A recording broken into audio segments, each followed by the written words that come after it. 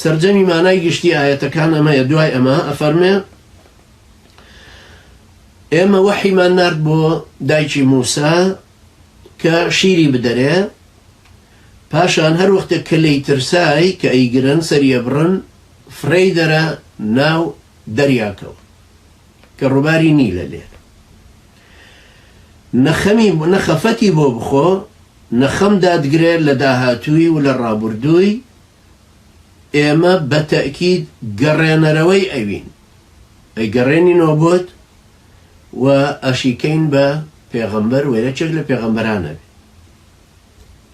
فالتقطه آل فرعون، کەس و کاری فرعون کە لە کەناری ئاوەکە بوون گرتیانەوە و بردیان بە تەئکید طبعا بۆ لای فرعون و خێزانی، بەڵام ئەوان نەیانەزانی کە بۆیە هەڵیان گرتوتەوە بۆی ببێ بە دوژمنیان و خەفەتێکی زۆریان بداتێ، چونکە بەڕاستی فرعون و هامان و سەربازەکانیان گوناحبار بوون، تاوانبار بوون.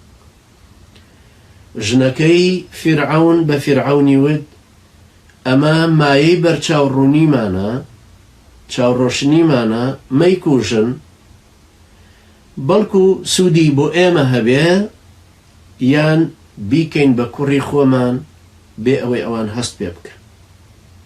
ئەمە باس لە ئەم لەقتەیە کە ئەم دیمەنە کە ئینشاءالله دێن ئەمڕۆ تەفسیری ئەمانە ئەکەینەوە ئینشاءالله.